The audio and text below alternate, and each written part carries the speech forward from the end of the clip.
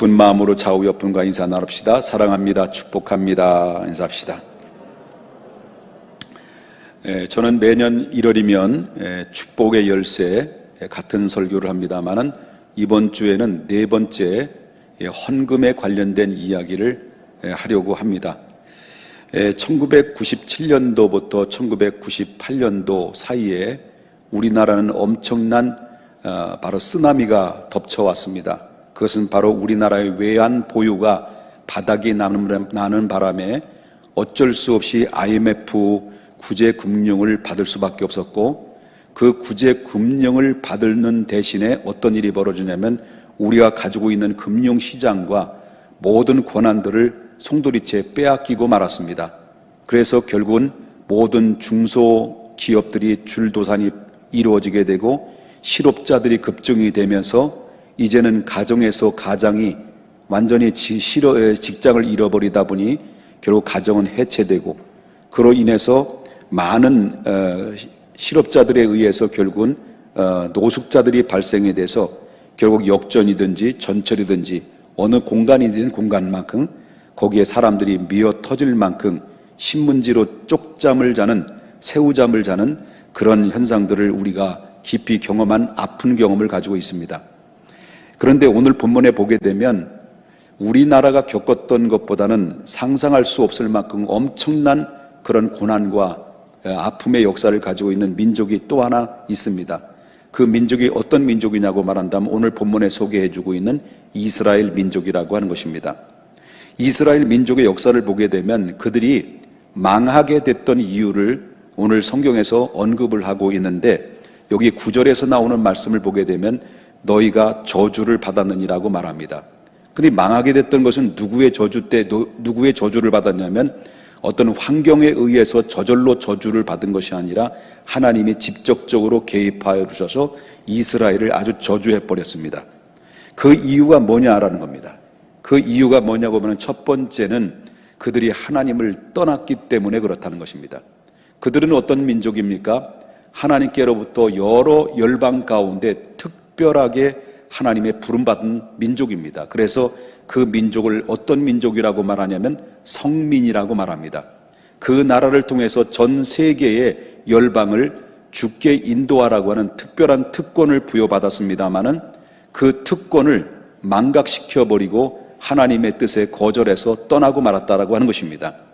여기 7절에 나오는 말씀 보게 되면 7절 상반절에 보게 되면 이런 말이 나옵니다. 너희가 나의 규례를 떠나 지키지 아니하였도다, 이렇게 말씀하십니다. 그들이 저주를 받고 쫄딱 망했던 이유는 바로 뭐냐면 하나님의 규례를 떠나 그들이 지키지 않았기 때문에 그렇다라고 하는 것입니다. 그러면 그들이 규례를 떠났다라고 하는 것은 어떤 의미를 말할 수 있습니까? 규례를 떠났다는 그 자체는 하나님을 떠났다는 것과 마찬가지다라고 하는 것입니다.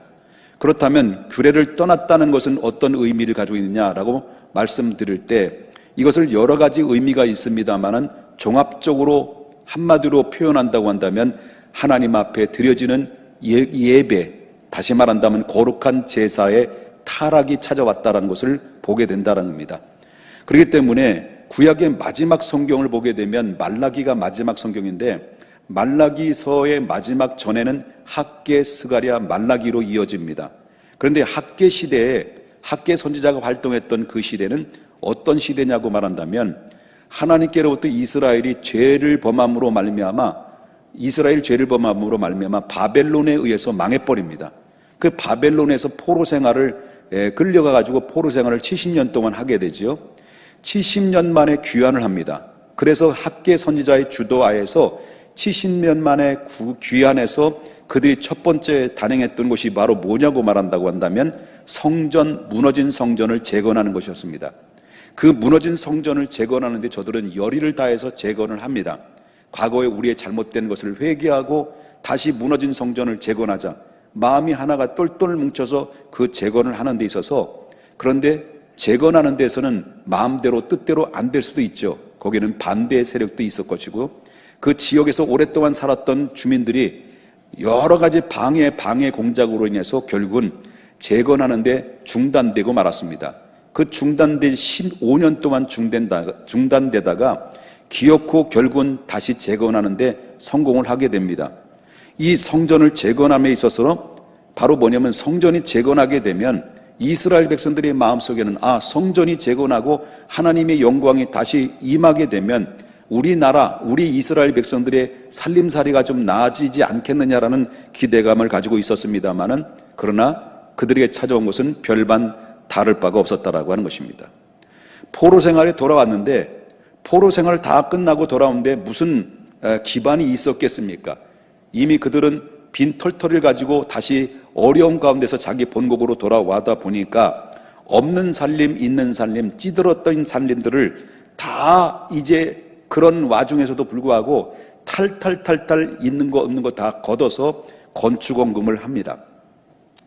그래서 가정에 있는 모든 것들을 다 털어서 건축원금을 다 하나님 앞에 드려서 성전을 재건하는데 모든 백성들이 협력을 합니다.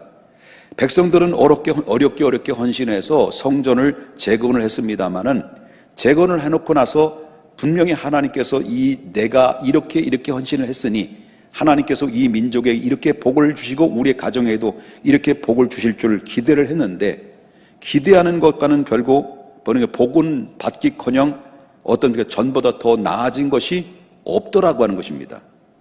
예를 든다면 우리가 예수 그리스도를 믿고 지금까지 신앙생활을 해왔는데 예수 믿기 이전보다도 예수 믿고 난 다음에 더 형편이 없어지고 어려운 문제를 만나게 되면 사람들이 이런 말을 하죠.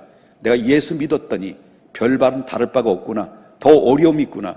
이건 믿으나 마나구나. 이렇게 생각했던 것과 다를 바가 없을 만큼 이스라엘 백성들의 마음 복판에는 내가 하나님 앞에 이렇게 헌신했는데 이렇게 하나님 앞에 성전 건축하는데 이렇게 드렸는데 내게 돌아오는 것은 가난과 굶주림과 허덕임 뿐이었다라는 것을 백성들은 그 마음속에 그렇게 사로잡기 시작했습니다.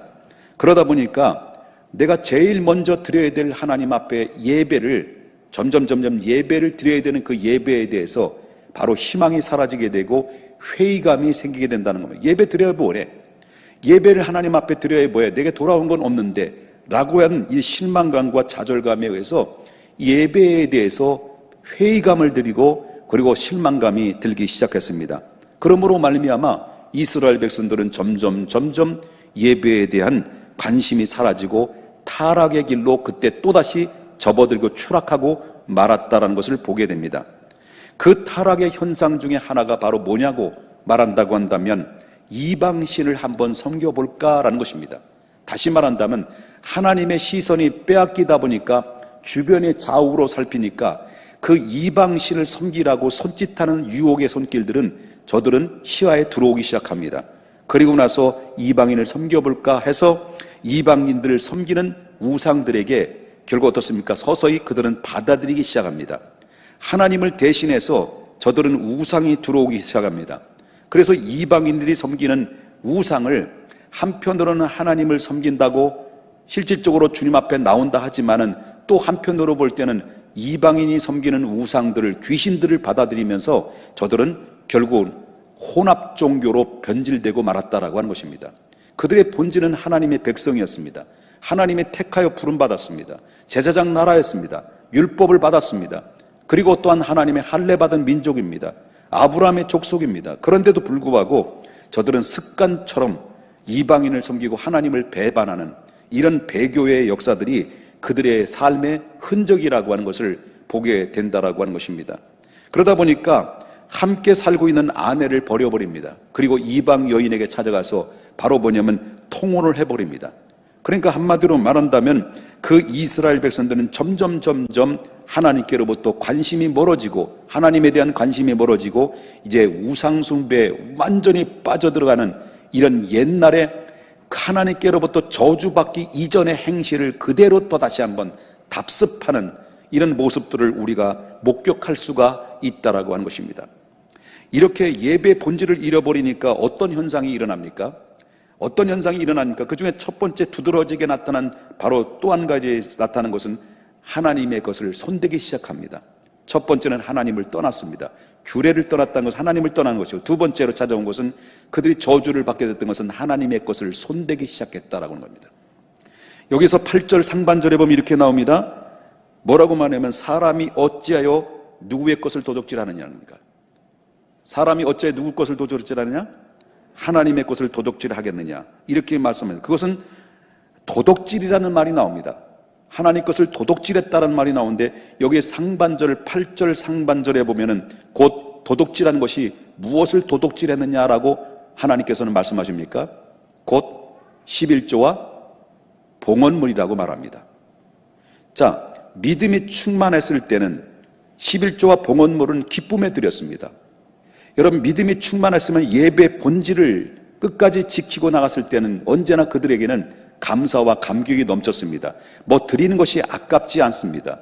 그런데 믿음의 본질에서 서서히 잃어버리니까 어떻게 해서라도 어떤 구실을 내서라도 바로 11조와 봉헌물을 하나님 앞에 드리지 않으려는 명분을 쌓기 시작했던 것이 그들의 모습이라고 하는 것입니다.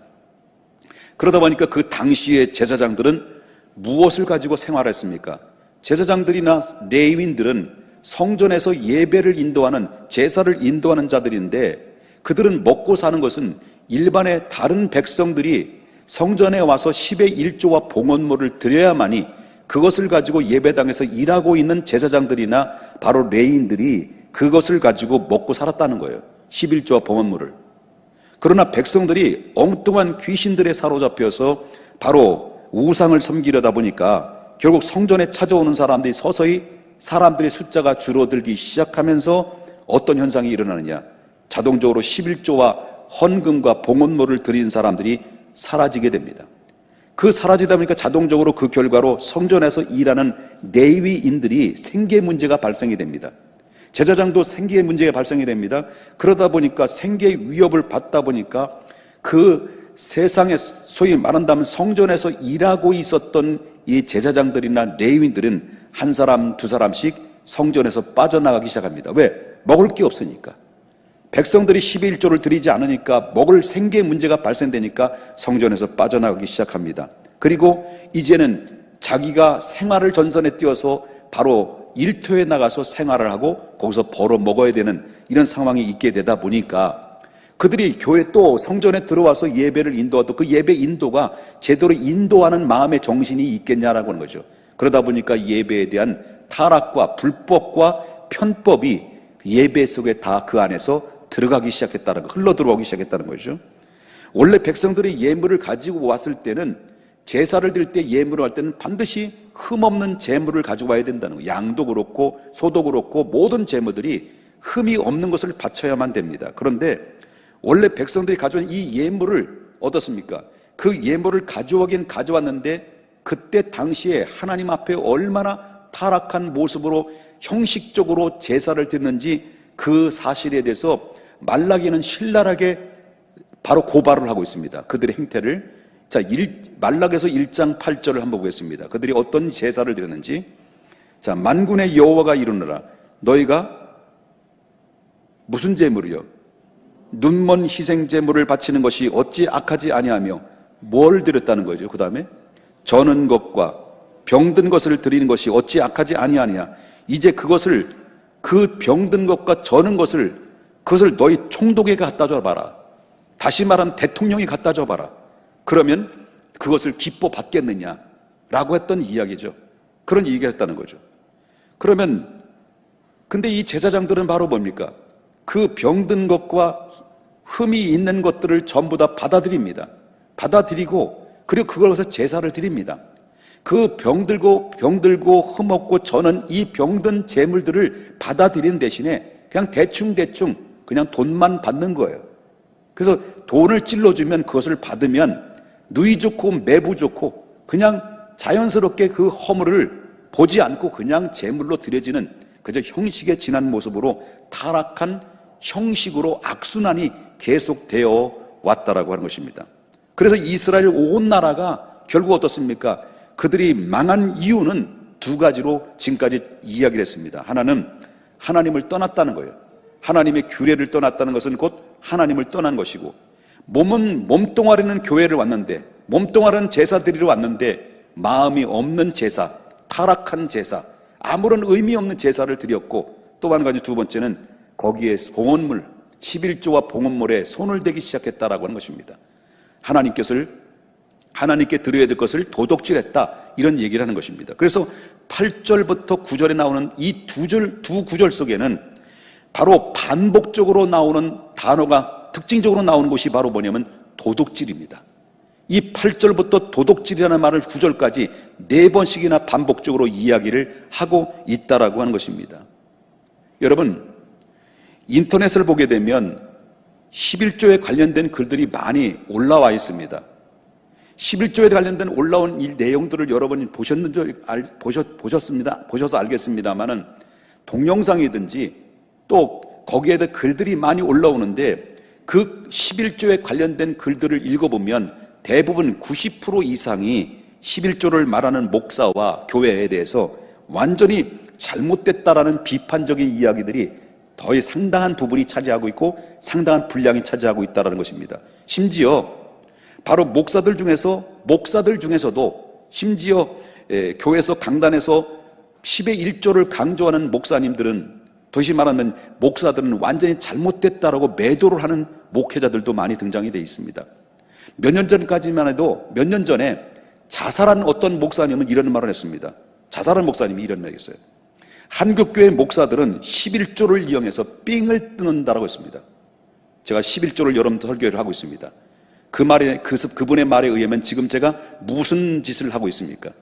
여러분들에게 11조를 논하면서 삥을 뜯고 있는 거예요, 지금.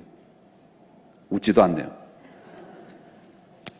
자, 이렇게 맹비난을 하고 있는 사람들이 얼마나 많이 있습니까? 이런 내용들을 읽거나 동영상들을 보게 되면 불신자들은, 교회를 안 다니는 사람 입장에서 보면 어떻게 생각합니까? 교회를 안 다니는 사람들의 입장에서 볼 때 이 글을 보면 맞다, 100% 맞다, 그러면서 공감할 거 아닙니까? 그러면서 이 글을 쓰는 목사들에게서 당신이야말로 정말로 진짜 목사다, 당신 같은 사람이 왜 한국교회에 없느냐라고 11조에 대해서 비관적이고 비판적인 이야기를 하는 사람들은 모든 예수 믿지 않는 사람들로부터 영웅 대접받고 박수를 받고 그렇습니다. 평소에 11조를 또 교회를 다니긴 다니는데 평소에 10의 1조를 드리지 않거나 11조를 드려야 되는지 말아야 되는지라고 갈등하는 사람들은 이 글귀나 동영상, 부정적인 이 11조에 대한 동영상을 보게 되면 어떤 마음이 들겠습니까?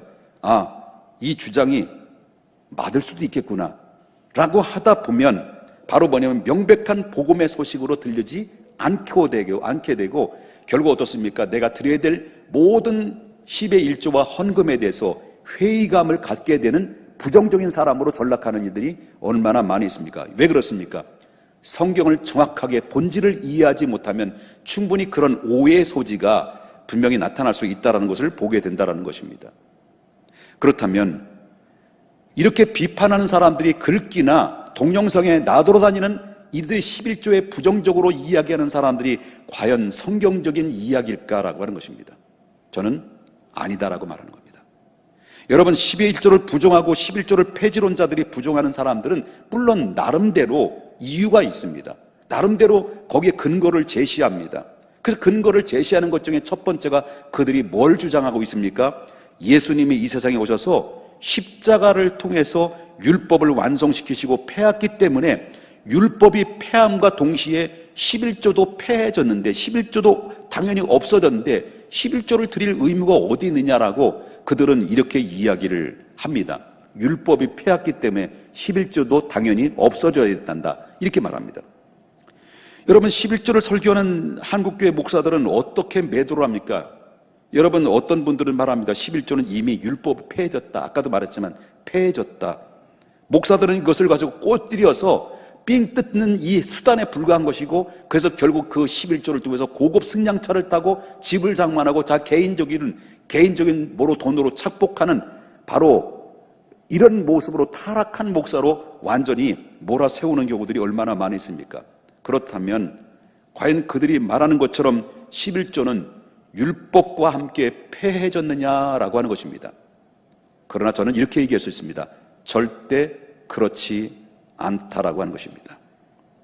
그렇지 않다고 한다면, 제가 그렇지 않다라고 한다면 제가 그렇지 않는 거에 대한 성경적인 근거를 제시해야 되는데, 성경적인 근거를 제시한다고 한다면 바로 율법은 11조는 율법이 아니라 바로 11조는 누가 11조를 가르쳤느냐라고 하는 것을 우리가 보게 됩니다. 율법은 언제부터 나왔습니까? 여러분, 율법은 언제부터 나왔습니까? 모세 때 나왔습니까? 아브라함 때에 나왔습니까? 뭐 성경을 봤어야 뭐 알지. 율법은 누구 때부터 왔습니까? 모세 때부터 왔습니다. 그렇다고 한다면 아브라함은 어떤 사람입니까? 모세가 오기 이전에 아브라함은 어떤 존재입니까? 400년 전의 사람입니다. 그러면 모세가 율법으로부터 왔다라는 이 말을 그들은 이야기를 합니다만은, 율법 맞습니다만은, 그러므로 율법이 오기 전에 아브라함의 사람은 어떤 사람이냐면 율법이 시작하기 이전에 아브라함인데, 그 아브라함이 율법이 오기 전부터 아브라함은 10의 1조를 드려왔습니다. 11조를 드렸다는 거예요. 뭘 보면 아냐면, 여러분 알다시피 아브라함이 아주 철딱선이 없는 조카 롯을 데리고 왔어요. 그래서 결국 어떻습니까? 재산을 다 빼앗겼어요. 그래서 그걸 다시 찾기 위해서 전쟁터에 나가서 그 빼앗겼던 모든 것들을 다시 찾아오면서 승리를 했어요. 승리하면서 아브라함이 그 전리품을 가지고 왔어요. 전리품을 가지고 오는 도중에 창세기 14장 18절에 보게 되면 예수님을 상징하는 누구를 만나요? 멜기세덱 제사장을 만나요. 멜기세덱 제사장을 만나가지고 그리고 아브라함은 그 제사장에게 어떤 행동을 하냐라고 말할 때 창세기 14장 20절에 이렇게 말합니다. 너희 대적을 내 손에 붙이신 지극히 높으신 하나님을 찬송할지로다 하매, 그 말을 듣고 아브라함이 어떻게 했습니까? 그 얻은 것에 몇 분의 매일 10분의 1을 멜기세덱 제사장에게 주었다, 드렸다는 겁니다. 멜기세덱은 히브리서 보면 장차 오실 예수 그리스도를 상징하는 그런 의미가 담겨져 있다라고 하는 것입니다. 그렇다면 11조는 언제부터 드렸냐는 겁니까? 율법 시대부터 드렸습니까? 율법 이전부터 드렸습니까? 율법 이전부터 드렸다라고 하는 것입니다. 그렇기 때문에 11조는 율법 이전부터 하나님 앞에 드려왔다는 것을 보게 되는데, 이건 확실한 성경적인 증거라고 하는 것입니다. 그러면 11조는 아브람 족장 시대부터 드렸다면 아브람도 드렸고 이삭도 드렸고 그 다음에 야곱도 계속해서 드려왔다라고 하는 것입니다. 여러분, 그래도 11조는 율법에 함께 패하졌기 때문에 11조를 드리지 않는다, 이렇게 말할 수 있겠는가라고 하는 것입니다. 그렇지 않습니다. 11조는 율법의 이전부터 이미 시작됐기 때문에 율법과는 상관이 없는 것입니다. 11조는 율법이 아니라 감사가 의미가 담겨져 있는 거예요. 하나님은 창세기 이후로부터 하나님으로 대우를 받기를 원하시는 거예요. 그리고 모든 인간의 생사화복을 주장하시고 그 모든 인간의 생사화복을 주장하시는 그 자체를 주관하시는 분이 누구냐면 살아계신 하나님이십니다. 하나님은 이것을 보여주기를 원하시는 거예요. 그러므로 우리가 해야 될 근본적인 모든 것들은 하나님의 모든 주권은 하나님에 있다는 것을 인정하는 것이고, 이것을 고백하는 신앙적 행위가 무엇이냐라고 말한다고 한다면 이게 11조고, 이 11조는 곧 아브라함이 드렸던 이 믿음의 정신으로 11조는 아브라함이 그렇게 드려왔던 것이에요. 이게 양이 많아가지고 제가 말이 빨라요. 빨리 들으세요. 이해되셨습니까? 자, 그래서 예수님께서 뭐라고 말씀하셨습니까?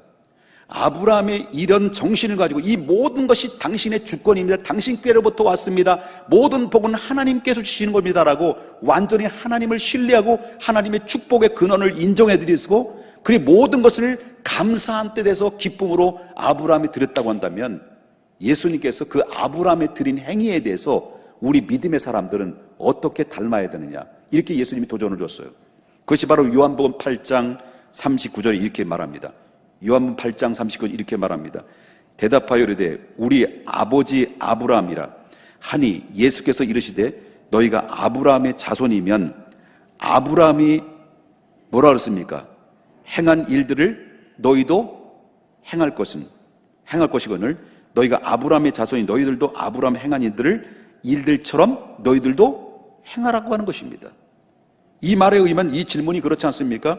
목사님, 아니 아브라함의 자손이면 어디까지나 혈통적으로 말할 때 유대인들 아니냐, 이스라엘 백성들이 아니냐, 우리 이방인들이 아니에요. 그럼 이스라엘 백성들이 10의 1조를 드리는 거지 우리는 이방인들이기 때문에 드릴 이유가 어디 있겠습니까? 무슨 상관이 있습니까? 라고 질문할 수 있죠. 그럴 수 있습니다. 그럴 수 있습니다. 그런데 물어보겠습니다. 아브라함은 유대인의 조상입니까? 믿음의 조상입니까? 분명히 물어보는 겁니다. 여러분에게는 아브라함이 유대인의 조상이에요? 성경이 말하는 아브라함 유대인의 조상이에요? 믿음의 조상이에요? 성경은 분명히 아브라함은 믿음, 혈통의 이스라엘 조상이 아니라 성경에 말하기를 믿음의 조상이라고 말합니다. 그럼 바울은 뭐라고 하는 거예요? 갈라디아 성도들에게 뭐라고 말하냐면 유대인들은 상관이 없는 이방인들입니다. 갈라디아 사람들은. 갈라디아 사람들에게 뭐라고 말하냐면 그런데 갈라디아서 3장 29절에 이렇게 얘기해요. 너희가 누굽니까? 갈라디아 사람, 이방인들이에요. 유대인들 상관없는 사람들이에요. 너희가 그리스도인인 것처럼 그리스도의 것인 것, 너희가 그리스도의 것이면 너희가 예수 믿는 사람이면 이건 바꿔서 말하는 그런 거예요. 너희가 예수 믿는 사람이면 곧 누구의 자손이라는 거예요? 아브라함의 자손이고 약속대로 아브라함의 유업을 받을 자라는 거예요. 이건 하나님의 나라의 개념이에요. 이 땅의 혈통적 이 땅의 기업이 아니라 하나님 나라의 유업을 받을 자는 바로 이스라엘 백성들에게 국한된 것이 아니라 이방인 우리가 예수를 믿는다고 한다면 하나님 나라의 유업을 받을 자라는 것이에요. 그리고 우리는 아브라함의 자손이라는 거예요. 이게 믿음의 자손이라는 거예요. 이해되셨습니까? 그렇다면 누가 아브라함의 자손이냐라고 하는 것입니다. 혈통적인 유대인이냐? 아닙니다. 모든 열방 가운데서 종족을 초월하고 그리고 민족을 초월하고 얼굴 색깔을 초월해서 예수 믿고 구원받는 사람 모두가 하나님의 자녀이고 그 다음에 아브라함의 믿음의 후손이라고 한다면 아브라함에 들었던 믿음의 정신 좀 예수님 하시면 너희가 아브라함에 행했던 것처럼 너희도 행하라 그런 얘기예요. 그러므로 모든 율법의 법조문의 계명이 폐허졌기 때문에 당연히 11조도 폐허졌다고 드릴 의미가 없다라고 얘기하는 이 주장은 물어보겠습니다. 맞습니까? 틀립니까? 그냥 끄떡끄떡만 하는 거예요? 다시 얘기해야 되는 거면? 다시 물어보겠습니다. 저들이 말하는 것처럼 율법의 폐함과 동시에 11조도 폐했다는 말이 맞느냐는 거예요. 맞느냐는 거예요. 네? 틀리죠? 율법 이전부터 11조는 드렸어 안 드렸어요?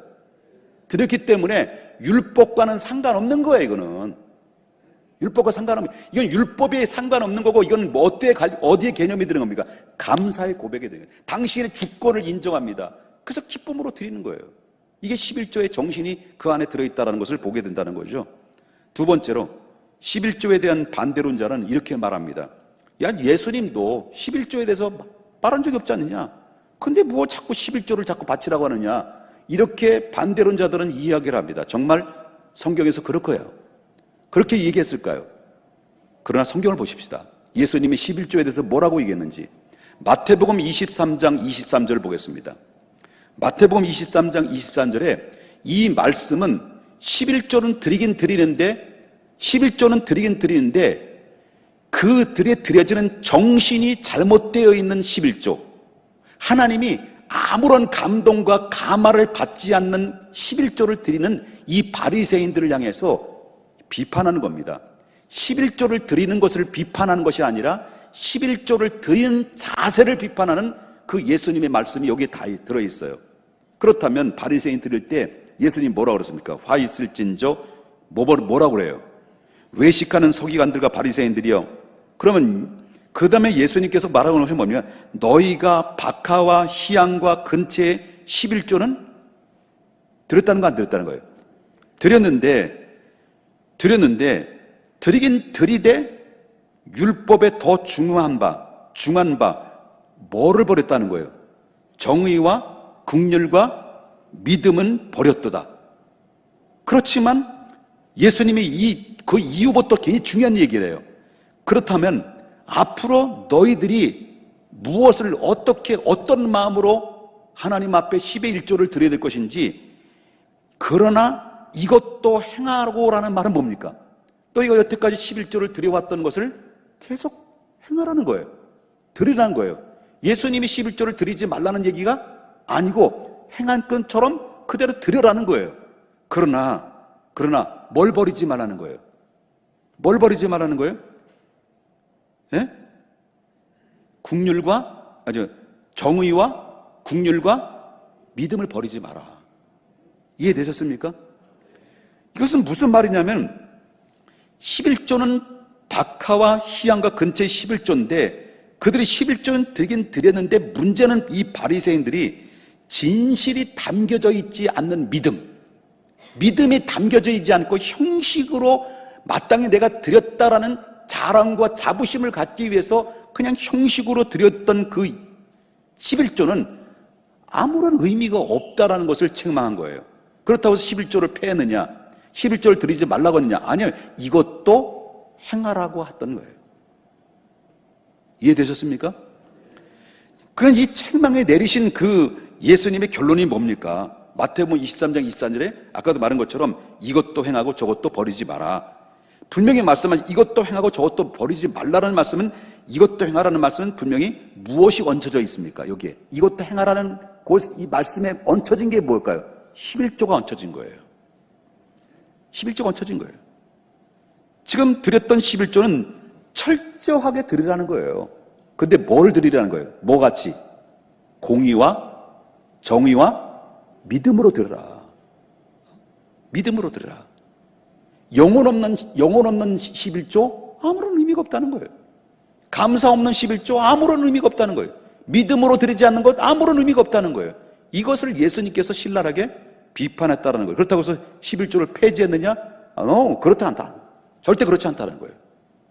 그래서 이 말씀을 쉽게 종합해 보면 그거예요. 너희가 11조는 드리되 정의와 국률과 믿음으로 드리지 않는다면 그 11조는 아무런 의미가 없다. 11조 하지 마라 차라리. 그 얘기예요. 그래서 11조는 드리되라는 말이 11조는 드리되라는 말이 나와요.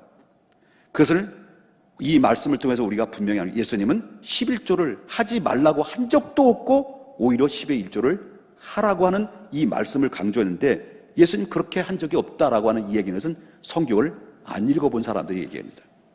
그러니까 11조라고 하는 것은 구약시대부터 신약시대까지 이르기까지 영속적으로 실행해 왔을 만큼 신앙의 규범이라는 것을 분명히 언급을 하고 있다라고 하는 것을 성경에서 말해주고 있다는 거예요. 설령 제가 맞단 말이에요.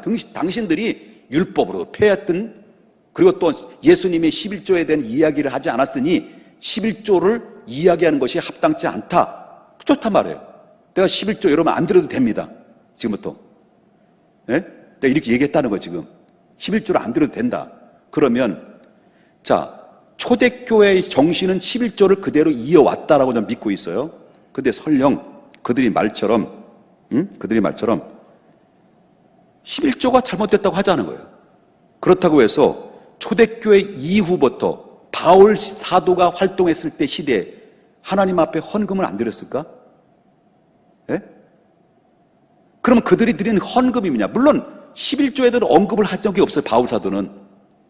그런데 바울 사도가 그때 당시에 그 헌금에 대한 이야기를 할 때는요, 11조보다도 훨씬 뛰어넘는 헌신을 얘기했어요. 11조보다도 훨씬 뛰어넘는 헌신을 이야기를 했는데 성경을 보십시다. 뭐라고 얘기했니 사도 바울이? 고린도 후서, 여기는 없습니다. 제가 설교 준비하다 지금 찾아온 건데, 고린도 후서 8장 3절에 한번 찾아보세요. 중요한 거니까. 고린도 후서 8장 3절.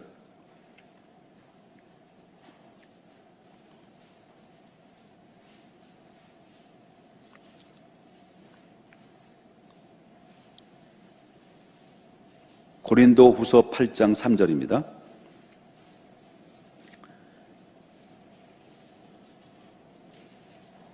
방송실에는 고린도 후서 9장 6절부터 7절 준비 좀 해줬으면 좋겠습니다. 자, 다 찾으셨죠? 내가 증언하노니 그들이 뭐대로요? 힘대로 할 뿐 아니라 그 다음에 뭐라 그럽니까? 힘에 지나도록 자원하여. 그러면 구약 시대 11조를 정했단 말이에요. 그래서 그들이 말한 거죠. 예수님이 11조 얘기 안 했다. 좋다 말이야. 좋다 말이야. 당신 말이 옳다. 그런데 그렇다고 해서 신약 시대는 헌금을 안 드렸느냐? 여러분, 사도 바울이 이야기는, 오늘 본문에 이야기한 것은요, 11조를 훨씬 뛰어넘는 얘기예요. 11조를 능가하는 이야기예요. 그래서 증언한 힘대로 할지니, 뭘 힘대로 할지니라는 거예요. 하나님 앞에 헌금을 할 때 힘대로 할지니, 그 다음에 뭡니까? 힘에 지나도록. 어떻게? 자원하는 마음으로 드리는 거예요. 그러니까 이 11조라고 하는 것은요, 어떤 정해진 게 아니라 정말 기쁨으로, 그때 당시는 구약시대는 10의 1조 아니라 10의 개중에는 3조까지 드렸어요. 그러니까 여기서 나오는 사도 바울이 얘기한 거는 바로 11조를 뛰어넘는 일을 이야기하는데, 고린도 후서 9장 6절부터 7절에 또 이렇게 나와요. 자, 여기 보십시다. 자, 이것이 곧 적게 심는 자에게는 적게 거두고 많이 심는 많이 거둔다 하는 말이로다. 각각 그 마음에 정한 대로 할 것이니 뭐하라는 거예요? 인색함으로나 억지로 하지 말지니 하나님은 즐겨내는 자를 뭐라는 거예요? 사랑하신다. 너무 요구 많이 하는 것이죠.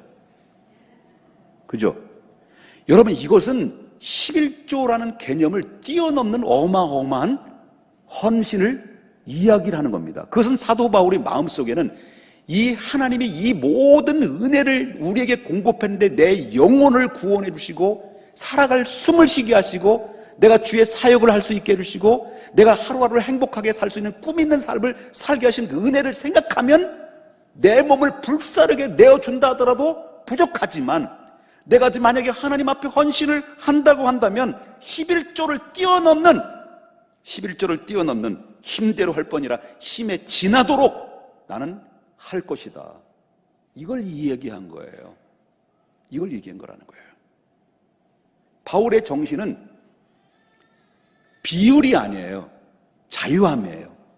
비율이 아닙니다. 얼마를 드릴 것이냐, 이게 아니라 자유함인데 이거는 기뻐내는 것이다라고 하는 거예요. 11조도 기뻐내는 거예요. 기뻐내는 거예요. 이것이 신약 성경에서 나오는 헌금의 정신이라고 볼 수 있다라는 거죠. 그렇다면 지금 성경적인 이야기만 계속 하는 거예요. 오해를 받을 수 있으니까. 그렇다면 11조를 드리는 자에게는 하나님이 반응을 보이실까 안 보이실까요? 하나님께서 반응할까 안 할까요? 지금 여러분들에게 막 혼내고 따지고 묻는 거 아니에요. 너무 어려워하지 마세요. 얼지 마시고요. 하나님이 반드시 반응한다는 거예요. 예? 반응한다. 근데 여기 보면 두 가지의 말씀을 주님께서 말씀하신 10절에서 이렇게 얘기해요. 10절에 중반절부터, 처음부터 보겠습니다. 만군의 여호와가 이르노라 너희의 온전한 11조를 창고에 들여 나의 집에 양식 있게 하고 그것으로 나를 시험하여 내가 하늘문을 열고, 무슨 문을 열고요? 하늘문을 열고 너희에게 복을 쌓을 곳이 없도록 붙지 아니하나 보라. 성경 어디를 찾아봐도 하나님을 시험하라는 말이 나와요. 성경 어디를 찾아봐도. 근데 성경 어디 봐도 하나님을 시험하라는 말은 한마디도 안 나오는데 단 한 구절이 나오는데 바로 여기에요. 당신을 시험해보라고. 복을 쌓을 곳이 없나 붙지 않아 시험해보라. 이런 말씀을 하고 있다는 것입니다. 시간 없으니까 넘어갑니다. 그 다음에 11절 들은 자에게 어떤 축복이 많냐는 거죠. 바로 열리고 막아주는 거예요. 하늘문을 열고 그 다음에 막아주는 것이 바로 뭐냐면, 뭘 막아주느냐? 재앙을 막아준다는 거예요. 그래서 11절부터 12절에 나오는 말씀 보겠습니다. 11절부터 만군의 여호와가 이르노라 내가 너희를 위하여 메뚜기를 금하고, 메뚜기를 첫 번째 금하고 너희 토지의 소산을 먹어 없애지 못하게 하며 너희 포도밭의 포도나무가 기한 전에 떨어지지 않게 하며. 이건 바로 재앙이거든요. 코로나도 재앙이거든. 그런데 너희 땅이 아름다워짐으로 모든 이방인들이 너희를 복되다, 참 부럽다, 부럽다 이렇게 될 것이라는 거죠.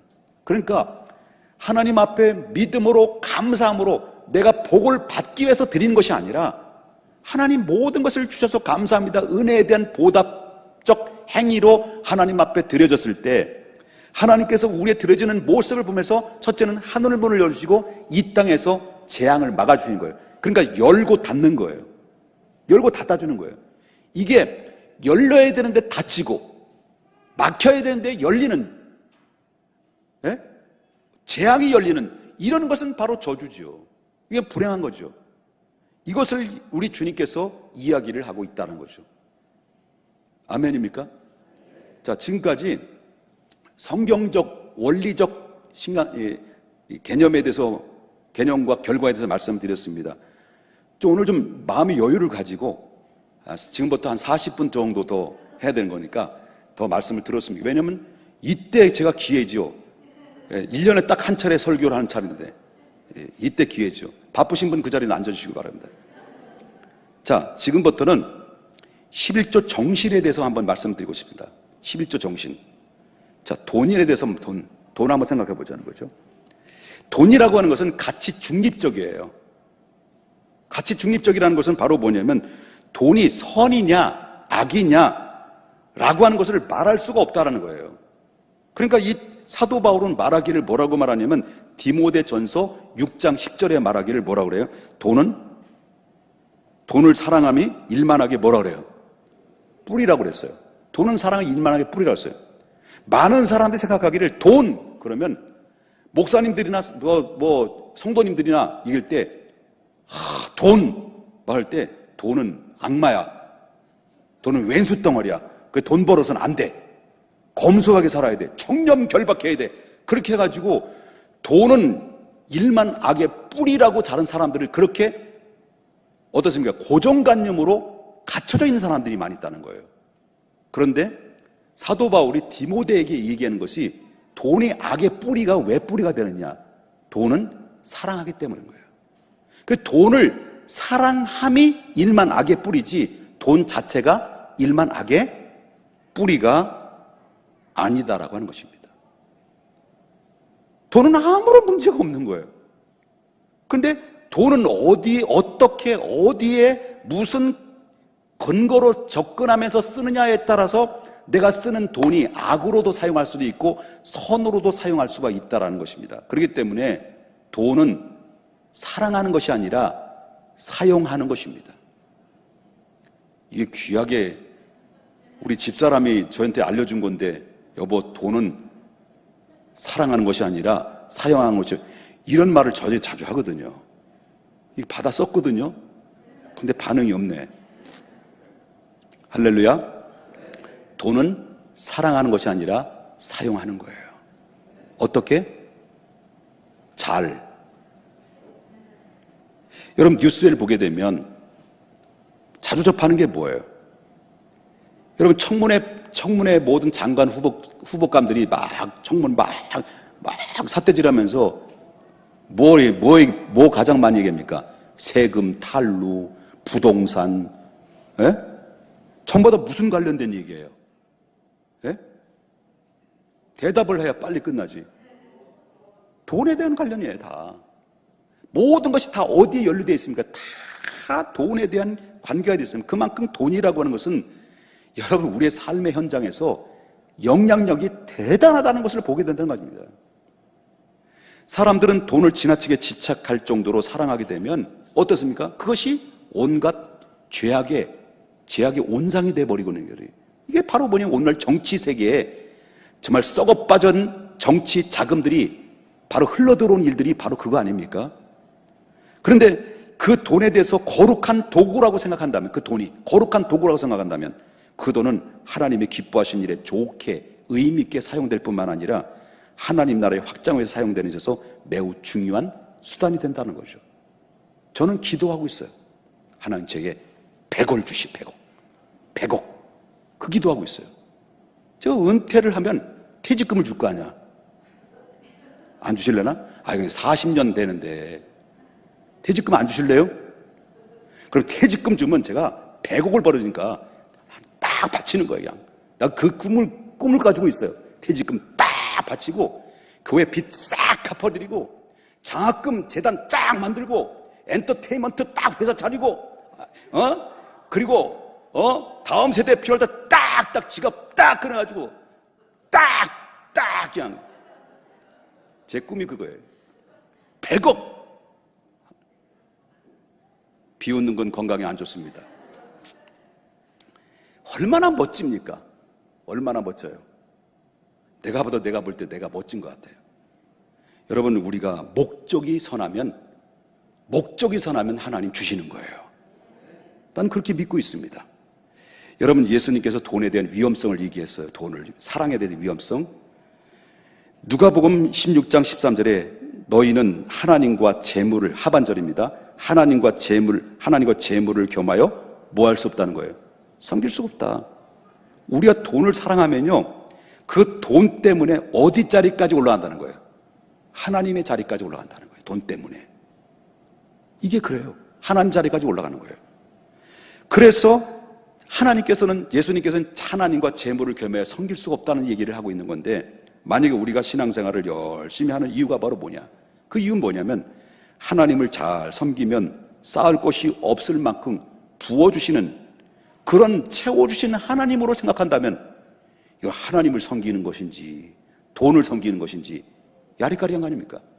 우리의 삶에 하나님 앞에 헌신하고 10의 1조를 드리면서 내가 이렇게 복을 주실 줄 믿고 쌓을 것이 없을 것처럼 채워질 것으로 그것만 믿고 내가 드린다는 의무로 드린다고 한다면 그것은 바로 하나님을 믿는 건지 돈을 믿는 건지 구분 안 되는 거예요.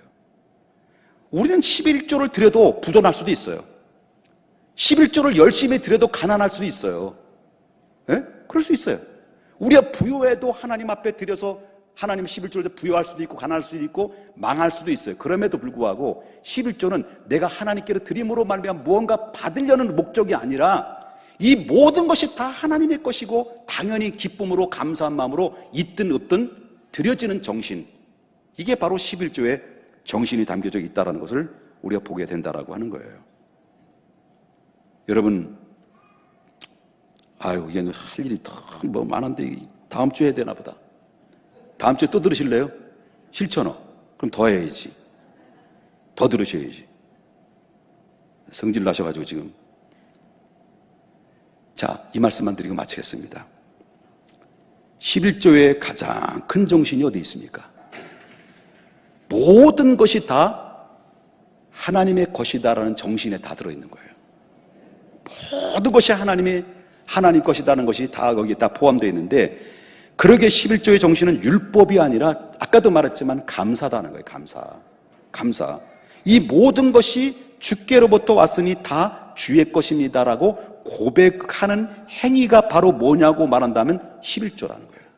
그런데 오늘날 11조에 대해서 오해를 하는 사람이 뭐냐면 11조의 10분의 1을 띈다는 것은 산술적 계산을 통해서 생각하는 사람이 많다라는 거예요.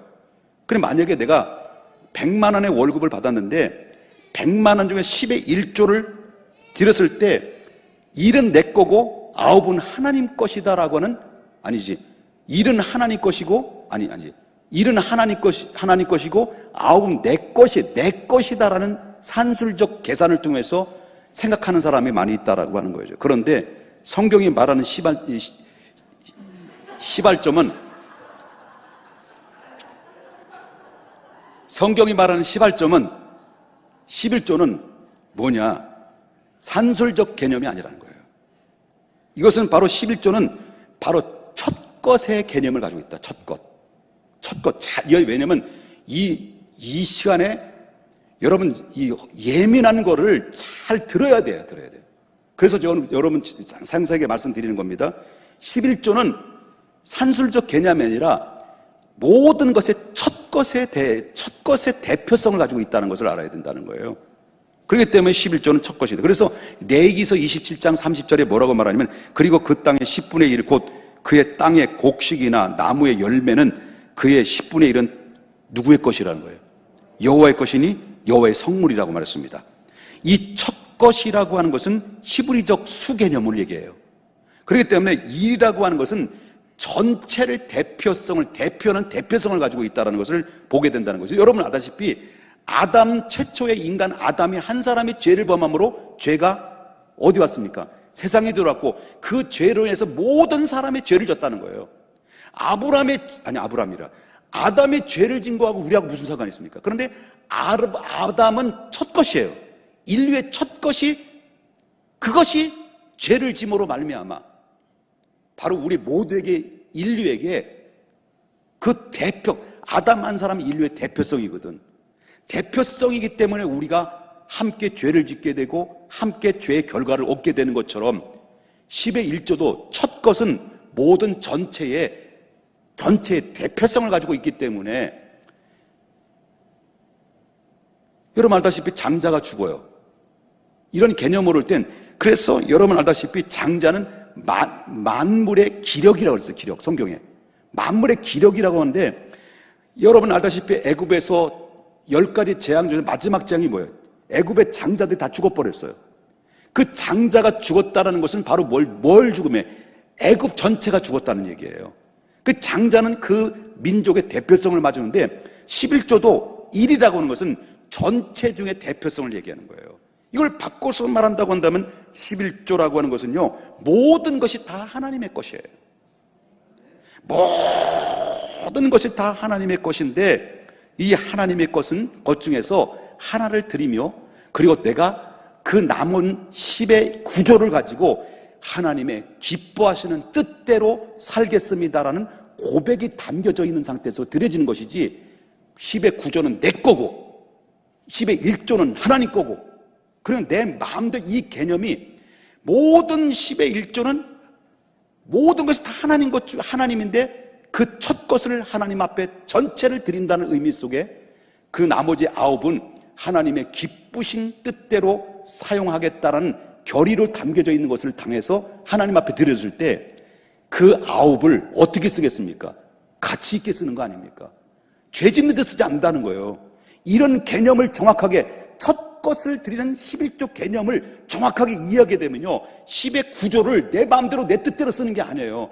그렇게 10의 구조를, 이 개념을 이해하지 못하면 죄 짓는 데 쓰고 하나님 영광 쓰는 데 쓰고 바람 피는 데 쓰고, 술 퍼먹는 데, 이제 내가 너무 과하네, 이렇게 써지는 거예요. 이해되셨습니까?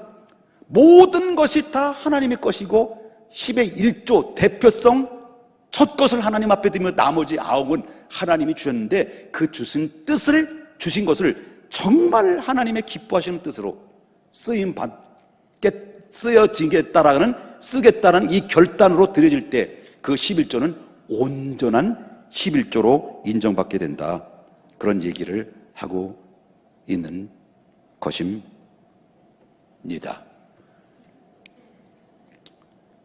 이렇게 드려질 때 하나님의 기뻐하시는 거죠. 우리가 축복 주시옵소서, 하나님 주시옵소서 하지 않아도 하나님은 주시는 거예요. 주시는 거예요.